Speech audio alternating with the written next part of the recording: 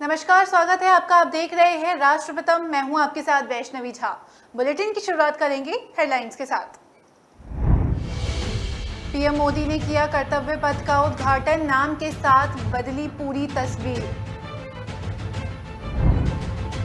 PM Modi से लेकर राहुल गांधी तक एलिजाबेथ द्वितीय के निधन पर भारतीय नेताओं ने जताया दुख, कहा एक युग का हुआ अंत।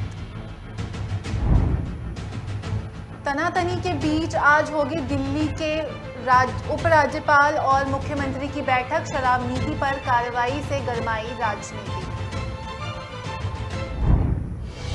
303 राइफल दाग कर मैंने मिसाइलों का दिया जवाब, गुलाम नबी आजाद का कांग्रेस पर निशाना।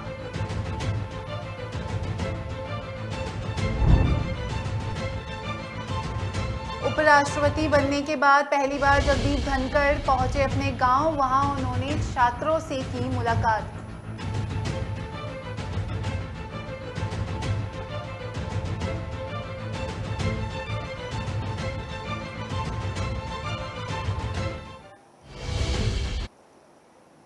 अब खबरें जानेंगे विस्तार से। दिल्ली में कर्तव्य पथ का शुभारंभ हो गया है। प्रधानमंत्री नरेंद्र मोदी ने इसे राष्ट्र को संबोधित कर दिया है। प्रधानमंत्री मोदी ने आज सेंट्रल विस्टा के एक हिस्से को समर्पित कर दिया। पीएम मोदी ने शाम 7 बजे कर्तव्य पथ का उद्घाटन किया। साथ ही इंडिया गेट पर नेताजी सुभाष चंद्र बोस की प्रतिमा का भी अनावरण हुआ। दरअसल इंडिया गेट से राष्ट्रपति भवन की तरफ से जो रास्ता जाता है उसे पहले राजपथ कहा जाता था, लेकिन अब इसका नाम बदलकर कर्तव्य पथ कर दिया गया है। न सिर्फ राजपथ का नाम बदल रहा है, बल्कि राजपथ की पूरी सूरत ही बदल गई है। कर्तव्य पथ 3 किलोमीटर लंबा है और इस पर कई सारे पेड़ भी लगे हैं। इसके अलावा इसमें 1490 मैन होल भी बने हैं। वहीं आज इंडिया गेट पर नेताजी की प्रतिमा का अनावरण भी किया गया। इससे पहले इंडिया गेट का नेताजी का होलोग्राम भी लगाया गया था, जिसकी ऊंचाई 28 फीट थी। वजन 60 मेट्रिक टन है और ये ग्रेनाइट पर उकेरी गई है। इसे इंडिया गेट पर उसी स्थान पर लगाया गया जहां कभी ब्रिटिश राजा जॉर्ज परचम की प्रतिमा थी। वहीं सेंट्रल वेस्टा एवेन्यू में विजय चौक से इंडिया गेट तक के रास्ते के दोनों ओर से हिस्से नई सिरे से डिजाइन किया गया है।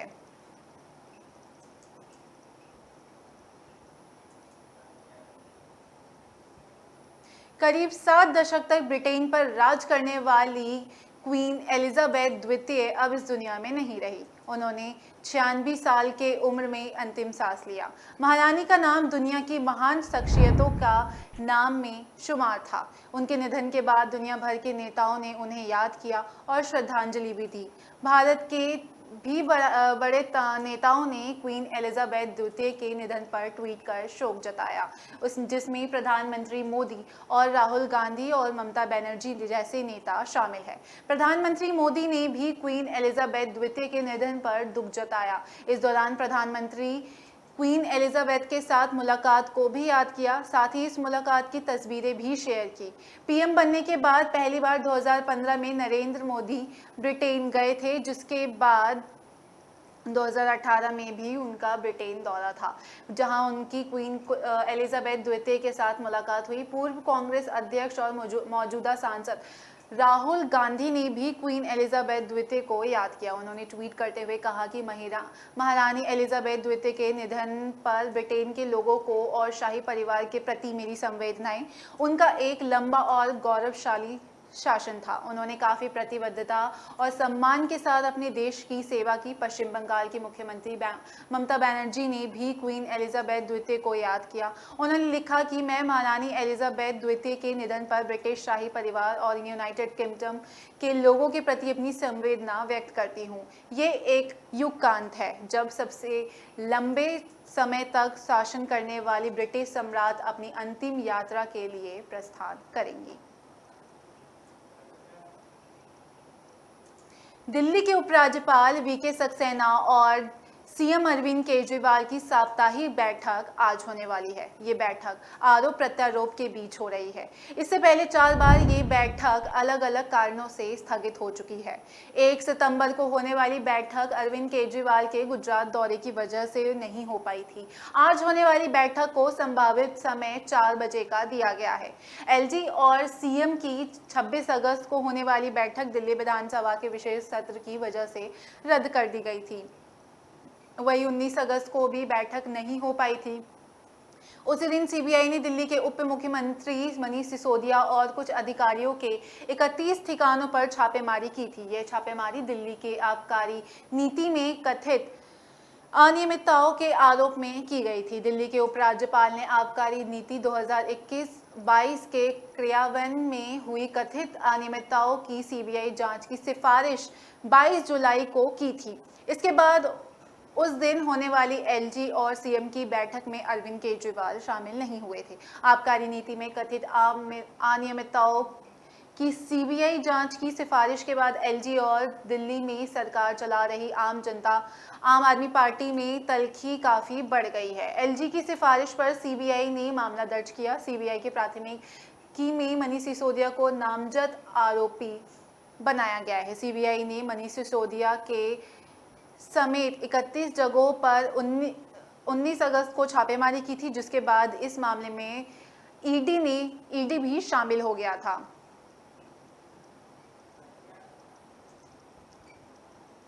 कांग्रेस के पूर्व नेता गुलाम नबी आजाद ने कांग्रेस को लेकर एक बड़ा बयान दिया है। उन्होंने कहा कि कांग्रेस ने उन पर मिसाइलें दागी।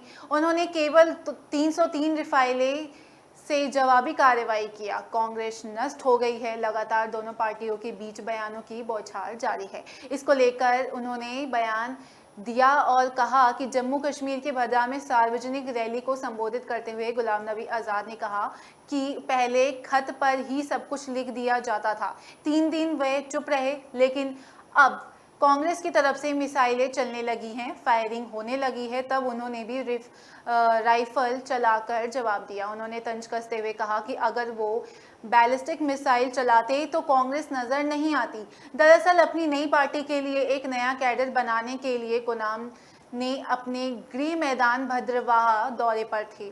यहाँ उन्होंने एक बड़ी रैली को भी संबोधित किया। वहाँ इस दौरान उधम चेनानी, पटनी टॉप, रामबन और बटाटे क्षेत्रों में 4 से 5 प्रतिनिधि मंडल से भी चर्चा की। बढ़ेंगे अगली खबर की ओर, जो कि उपराष्ट्रपति को लेकर है। उपराष्ट्रपति बनने के बाद राजस्थान दौरे पर गए जगदीप धनखड़ पहली बार झुंझुनू जिले के अपने पैतृक गांव किठाना पहुंचे। इस दौरान उनके साथ उनकी पत्नी डॉक्टर सुदेश धनखड़ भी मौजूद रही।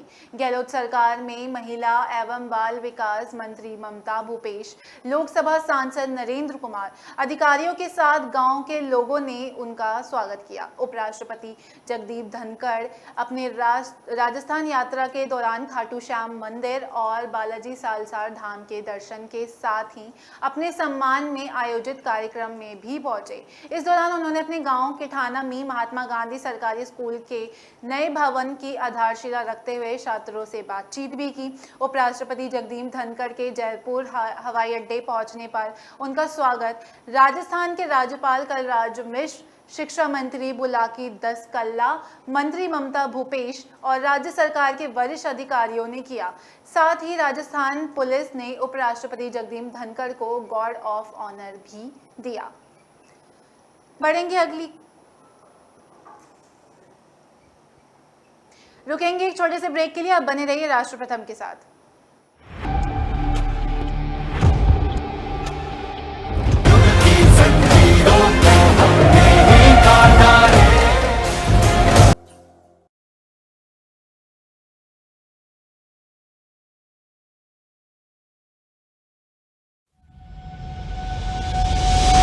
लहरों से डरकर नौका पार नहीं होती, कोशिश करने वालों की कभी हार नहीं होती। नन्ही चींटी जब दाना लेकर चलती है, चढ़ती दीवारों पर 100 बार फिसलती है। मन का विश्वास रगों में साहस भरता है। चढ़कर गिरना, गिरकर चढ़ना न अखरता है। आखिर उसकी मेहनत बेकार नहीं होती, कोशिश करने वालों की कभी हार नहीं होती। डुबकी या सिंधु में गोताखोर लगाता, जा जाकर खाली हाथ लौट कर आता। मिलते नहीं सहज ही मोती गहरे पानी में, बढ़ता 2 गुना उत्साह इसी हैरानी में। मुट्ठी उसकी खाली हर बार नहीं होती, कोशिश करने वालों की कभी हार नहीं होती। असफलता एक चुनौती है, इसे स्वीकार करो। क्या कमी रह गई देखो और सुधार करो। जब तक न सफल हो नींद चैन को त्यागो तो, संघर्ष का मैदान छोड़कर मत भागो तो। कुछ किए बिना ही जय जयकार नहीं होती, कोशिश करने वालों की कभी हार नहीं होती। कुछ नया करो।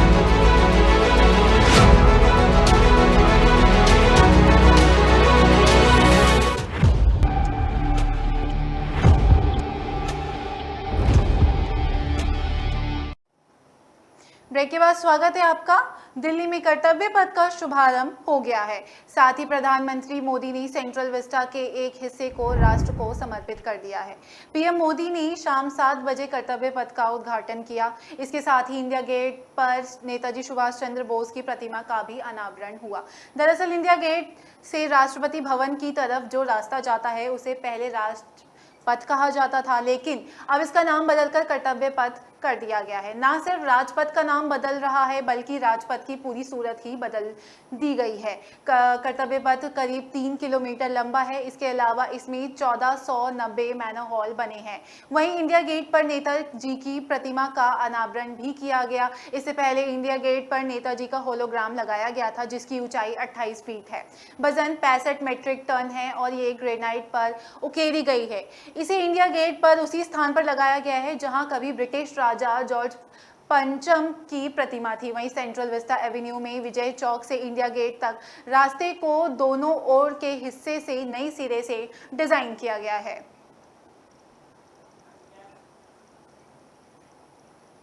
करीब 7 दशक तक ब्रिटेन पर राज करने वाली क्वीन एलिजाबेथ द्वितीय का निधन हो गया है। उन्होंने 46 साल की उम्र में अंतिम सांस ली। महारानी का नाम दुनिया की महान शख्सियतों के नाम में शुमार था।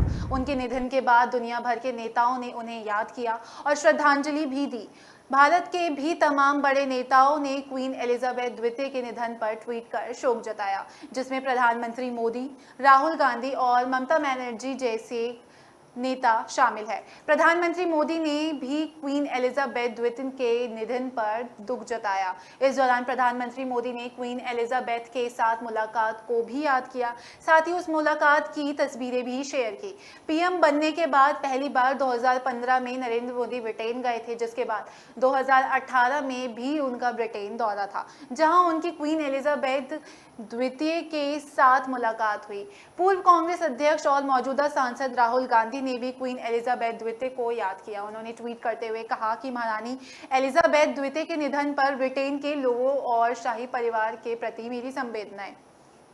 उनका एक लंबा और गौरवशाली शासन था। उन्होंने काफी प्रतिबद्धता और सम्मान के साथ अपनी देश की सेवा की।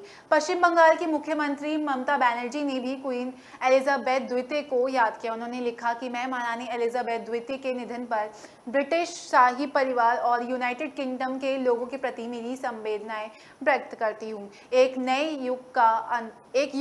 युग का अंत हुआ है, जब अब सबसे पहले अब तक शासन करने वाली ब्रिटिश सम्राट अपनी अंतिम यात्रा के लिए प्रस्थान करेंगी।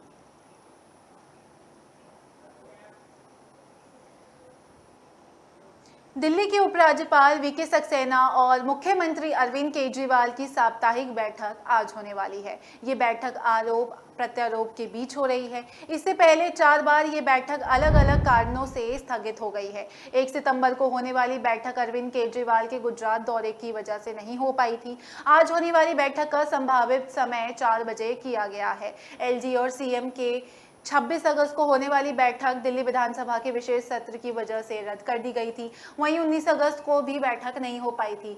उसी दिन सीबीआई ने दिल्ली के मुख्यमंत्री मनीष सिसोदिया और कुछ अधिकारियों के 31 ठिकानों पर छापेमारी की थी। ये छापेमारी दिल्ली की आबकारी नीति में कथित अनियमितताओं के आरोप में की गई थी। दिल्ली के उपराज्यपाल ने आबकारी नीति 2021-22 के क्रियान्वयन में हुई कथित अनियमितताओं की सीबीआई जांच की सिफारिश 22 जुलाई को की थी। इसके बाद उस दिन उन्होंने होने वाली एलजी और सीएम की बैठक में अरविंद केजरीवाल शामिल नहीं हुए थे। आबकारी नीति में कथित अनियमितताओं की सीबीआई जांच की सिफारिश के बाद एलजी और दिल्ली की सरकार चला रही आम आदमी पार्टी की तल्खी काफी बढ़ गई है। एलजी की सिफारिश पर सीबीआई ने मामला दर्ज किया है। सीबीआई की प्राथमिकी ने मनीष सिसोदिया को नामजद आरोपी बनाया है। प्रधानमंत्री मोदी ने इंडिया गेट पर नेताजी सुभाष चंद्र बोस की प्रतिमा का अनावरण करने के बाद कर्तव्य पथ का उद्घाटन किया। इसके बाद एक दिन पहले ही नई दिल्ली म्युनिसिपल कॉरपोरेशन ने राजपथ का नाम बदलकर कर्तव्य पथ करने के प्रस्ताव को मंजूरी दी थी। बता दें कि राजपथ राष्ट्रपति भवन से इंडिया गेट तक का रास्ता है, जिसकी लंबाई 3.20 किलोमीटर है। इस दौरान पीएम मोदी ने लोगों को संबोधित किया और इस संबोधन में उन्होंने काफ़ी बातें भी कही। उन्होंने कहा कि लोगों को संबोधित करते हुए उन्होंने कहा कि आज़ादी के अमृत महोत्सव में देश को आज एक नई प्रेरणा मिली है, नई ऊर्जा मिली है। आज हम गुजरे हुए कल को छोड़कर आने वाले कल की तस्वीरों में रंग भर रहे हैं। गुलामी का प्रतीक किंग्सवे यानी कि राजपथ आज से इतिहास की बात हो गया है, हमेशा के लिए मिट गया है। आज कर्तव्य पथ के रूप में नए इतिहास सृजन हुआ है। साथ ही उन्होंने आगे कहा कि मैं सभी देशवासियों को आज़ादी के इस अमृत काल में गुलामी की एक और पहचान से मुक्ति के लिए बहुत बहुत बधाई देता हूं। मोदी ने कहा कि कर्तव्य पथ का उद्घाटन करने के अवसर पर इंडिया गेट के समीप हमारे राष्ट्र नायक नेताजी सुभाष चंद्र बोस की विशाल मूर्ति भी स्थापित हुई है। गुलामी के समय यहाँ ब्रिटिश राज सत्ता के प्रतिनिधि की प्रतिमा लगाई हुई है। प्रधानमंत्री नरेंद्र मोदी ने इंडिया गेट के पास स्वतंत्रता सेनानी नेताजी सुभाष चंद्र बोस की भव्य प्रतिमा का अनावरण किया। इस दौरान उन्होंने कर्तव्य पथ के पुनर्विकास कार्यों से जुड़े श्रमजीवियों से भी मुलाकात की। पीएम मोदी ने श्रमजीवियों से कहा कि वो 26 जनवरी यानी कि गणतंत्र दिवस के परेड के अवसर पर सेंट्रल विस्टा के पुनर्विकास परियोजना पर काम करने वाली सभी लोगों को आमंत्रित करेंगे। ये बेहद खास मौका था जब पीएम मोदी ने खुद सेंट्रल विस्टा के पुनर्विकास परियोजना में शामिल वर्कर्स से बातचीत की। बता दें कि बोस की प्रतिमा उसी स्थान पर स्थापित की गई है जहां इस साल की शुरुआत में पराक्रम दिवस 23 जनवरी के अवसर पर नेताजी के होलोग्राम प्रतिमा का अनावरण किया गया था। इस होलोग्राम प्रतिमा का अनावरण नेताजी के 125वीं जयंती के अवसर पर किया गया था।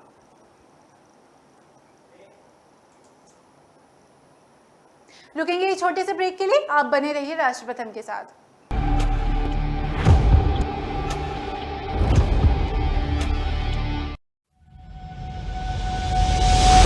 लहरों से डरकर नौका पार नहीं होती, कोशिश करने वालों की कभी हार नहीं होती। नन्ही चींटी जब दाना लेकर चलती है, चढ़ती दीवारों पर 100 बार फिसलती। मन का विश्वास रगों में साहस भरता है, चढ़कर गिरना गिरकर चढ़ना न अखरता है। आखिर उसकी मेहनत बेकार नहीं होती, कोशिश करने वालों की कभी हार नहीं होती। डुबकी या सिंधु में गोताखोर लगाता, जा जाकर खाली हाथ लौट कर आता। मिलते नहीं सहज ही मोती गहरे पानी में, बढ़ता 2 गुना उत्साह इसी हैरानी में। मुट्ठी उसकी खाली हर बार नहीं होती, कोशिश करने वालों की कभी हार नहीं होती। असफलता एक चुनौती है, इसे स्वीकार करो। क्या कमी रह गई देखो और सुधार करो। जब तक न सफल हो नींद चैन को त्यागो तो, संघर्ष का मैदान छोड़कर मत भागो तो। कुछ किए बिना ही जय जयकार नहीं होती, कोशिश करने वालों की कभी हार नहीं होती। कुछ नया करो।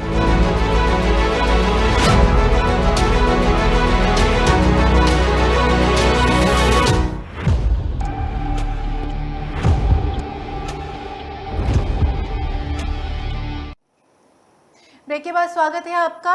रुक करेंगे अगली खबर का। प्रधानमंत्री मोदी ने दिल्ली में सेंट्रा विस्टा का उद्घाटन कर दिया है। इसके बाद 9 सितंबर यानी शुक्रवार से आम लोगों के लिए सेंट्रा विस्टा खोल दिया जाएगा। ऐसे में जो लोग इसे देखने के लिए आना चाहते हैं वो वहां जा सकते हैं। वहीं दिल्ली मेट्रो यहां आने वाले लोगों के लिए बस सेवा भी प्रदान कर रही है। डीएमआरसी की ओर से दी गई जानकारी के मुताबिक सेंट्रा विस्टा आने वाले लोगों को 4 जगहों से मेट्रो बस सर्विस मिल सकेगी, जिसमें Bhairav road, Rajghat, Connaught place और जवाहरलाल नेहरू स्टेडियम शामिल है। डीएमआरसी के मुताबिक इन 4 जगहों से सेंट्रल विस्टा घूमने आने वाले लोगों को पिकअप की सर्विस भी मिलेगी। दिल्ली की मेट्रो की ओर से चलाई जा रही इलेक्ट्रिक बसें उपरोक्त स्थानों से आगंतुक को ले जाएंगी।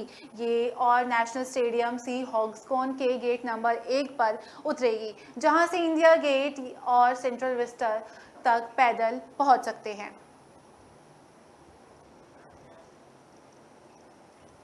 अरविंद केजरीवाल हरियाणा से मेक इंडिया नंबर 1 अभियान की शुरुआत कर चुके हैं। केवल दिल्ली और पंजाब के 2 राज्यों में सरकार होने के बाद भी इस अभियान में वे राष्ट्रीय मुद्दा उठा रहे हैं। ये उनकी राष्ट्रीय राजनीति में महत्वपूर्ण भूमिका निभाने की रणनीति हो सकती है। उनकी पार्टी के नेता भी अभी से उन्हें अगले चुनाव में नरेंद्र मोदी के सामने विपक्ष के चेहरे के तौर पर पेश करने की कोशिश कर रहे हैं। ये दावा तब किया जा रहा है जब दिल्ली में 2 बार लगातार प्रचंड बहुमत की सरकार बनाने के बाद भी 2014 और 2019 के लोकसभा चुनाव में एक भी सीट जीतने में नाकाम रहे। लोकसभा चुनाव में भाजपा को समर्थन देकर मतदाताओं ने संकेत दिया है कि जब राष्ट्रीय मुद्दों की बात आती है तो उनकी प्राथमिक अरविंद केजरीवाल नहीं बल्कि नरेंद्र मोदी होते हैं। यह सोच दूसरे राज्यों के मतदाताओं की भी रही है। इसी सोच का परिणाम ये रहा कि भाजपा बड़ा जनमत हासिल करने में कामयाब रहा। इस सच्चाई को जानकर भी अरविंद केजरीवाल भाजपा के सामने बार बार ताल ठोकते दिखाई देते हैं। दिल्ली के आज़ाद मार्केट इलाके में एक बड़ा हादसा हो गया। इलाके में एक 4 मंजिला निर्माणाधीन इमारत भर कर नीचे गिर गई। इमारत के मलबे में 6-7 लोगों के दबने की खबर सामने आई। दमकल विभाग ने ये जानकारी दी। विभाग ने बताया कि मामले की जानकारी मिलते ही दमकल की 4 गाड़ियों को घटनास्थल पर भेज दिया गया। फिलहाल घटनास्थल पर राहत और बचाव कार्य जारी है। यह हादसा सुबह तकरीबन 8 बजे हुआ। जानकारी के मुताबिक ये बिल्डिंग हाल फिलहाल में ही बनी थी और अभी भी बिल्डिंग की कंस्ट्रक्शन का काम जारी था। बिल्डिंग में केबल का काम हो रहा था। पुलिस की ओर से अभी तक 4 लोगों के घायल होने की पुष्टि की गई है, जिन्हें अस्पताल में भर्ती करवाया गया है। फिलहाल घटनास्थल पर दमकल और पुलिस विभाग के अधिकारी मौजूद हैं। घटना के एक चश्मदीद गवाह ने बताया कि बिल्डिंग गिरने के दौरान बिल्डिंग में जोरदार धमाका हुआ, जिसके बाद 2 लोग लहूलुहान हो गए, जिन्हें तुरंत अस्पताल में भर्ती करवाया गया। एक अन्य चश्मदीद ने बताया कि बिल्डिंग में निर्माण भारी लापरवाही बरती जा रही थी। उन्होंने कहा कि बिल्डिंग का ढांचा काफी कमजोर था। मजदूर जल्दबाजी में इस बिल्डिंग के निर्माण का काम पूरा कर रहे थे।